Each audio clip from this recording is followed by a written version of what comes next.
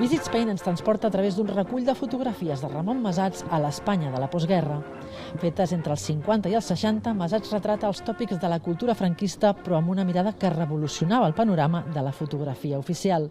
Moltes de les que hi veiem es van descartar perquè no complien els estàndards de l'encàrrec. A ell li agradava molt fotos molt contrastades, molt controvertides, composicions molt estranyes. Llavors, per ell, aquestes imatges que veiem avui eren massa normals, quan en l'època ja suposaven unes imatges molt controvertides. En l'11a edició del Festival Revelat, el fil conductor són els camins, entesos des de diferents punts de vista. Aquí el reconegut fotògraf de moda Manuel Outumuro mostra el procés que es necessitava quan només existia la fotografia analògica. D'una 80ena de disparaments es triava el millor, però calia esperar dies. Ara és més instantani tot, perquè això és més ràpid, perquè ho veus a la pantalla.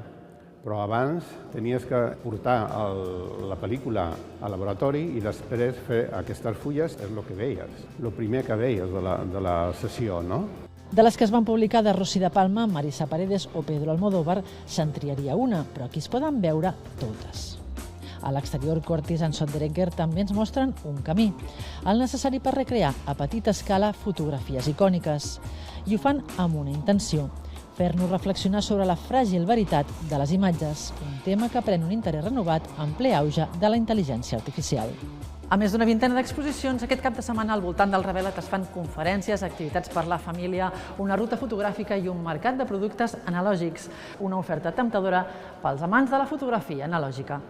Anna Sartox, TV3, Vilassar de Dalt.